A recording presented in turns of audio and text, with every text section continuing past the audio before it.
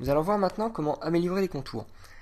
Lorsque je parle d'améliorer les contours, je ne parle pas pour l'instant de supprimer les halos de couleur bleue, les liserés bleus que l'on a autour de notre sujet. On verra ça à la prochaine leçon. Pour l'instant, nous allons juste nous intéresser à supprimer cet effet d'escalier que l'on a ici, vous voyez par exemple, d'aliasing, de mauvais aliasing, qui va créer comme ça un contour qui n'est pas net, qui est en escalier, voilà, et en pixels comme ça, assez peu propre. La première solution, c'est de le faire directement dans Keylight. Vous allez venir ici dans Keylight et vous avez ici des options Screen Shrink Grow et Screen Softness. Screen Shrink Grow va vous permettre d'élargir ou de rétrécir le contour. Par exemple, si je le passe à 6, vous voyez, cela a pour effet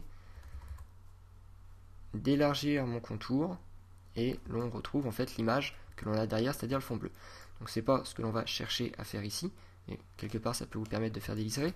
C'est pas ce qu'on va chercher, on va plutôt chercher à venir ronger ce contour pour avoir quelque chose d'un peu plus propre. Je vais donc le passer à -2 et vous voyez que cela vient ronger mon contour. Donc c'est la première possibilité pour supprimer cet effet d'escalier.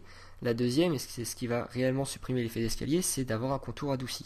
Ça va se passer ici dans Screen Softness et vous allez tout simplement le passer par exemple à 2 et vous voyez que votre contour est adouci. Alors que le reste de l'image, elle, n'est pas flou. C'est uniquement les contours qui deviennent plus doux.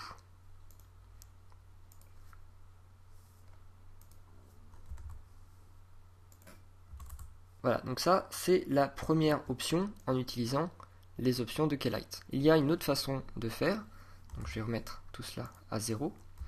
L'autre façon de faire, c'est de passer par un mate, comme on a pu faire avant. Donc c'est une autre façon de faire, à vous de voir la méthode que vous préférez.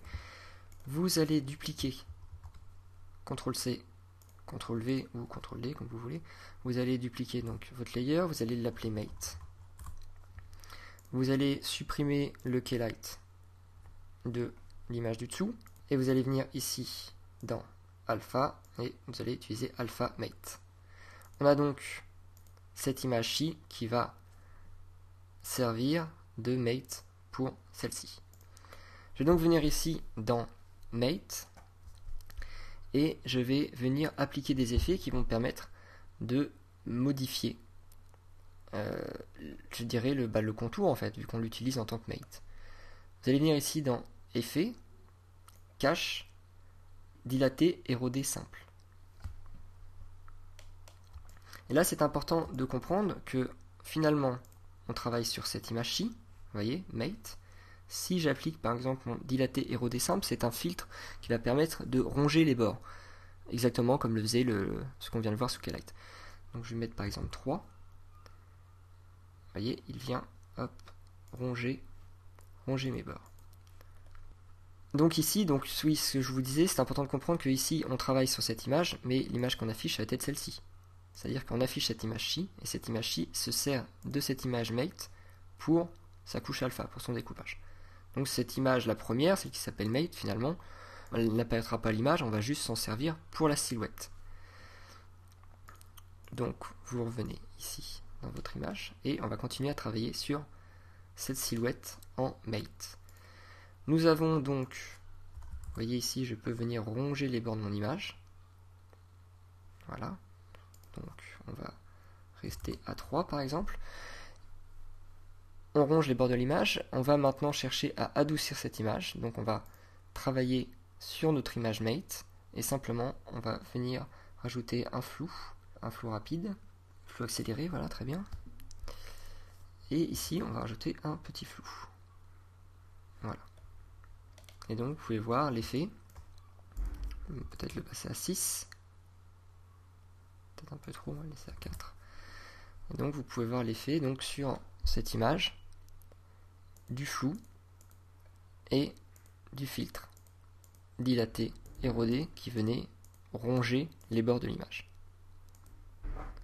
Voilà, donc vous avez ici deux façons de faire, soit en passant par un mate, soit en passant directement par les options de Keylight. Personnellement, je passe souvent plutôt par des mates, ça me permet de contrôler plus efficacement mon image. Donc on n'oublie pas que finalement le mate, ce qui nous intéresse réellement, tout simplement c'est ça, c'est le screen mate. Et là on peut voir que mon screen mate est flou.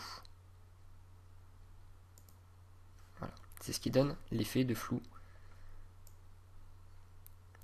sur cette image-ci. C'est intéressant de travailler en mate, car si vous voulez retoucher les couleurs de cette image, donc vous pouvez le faire directement.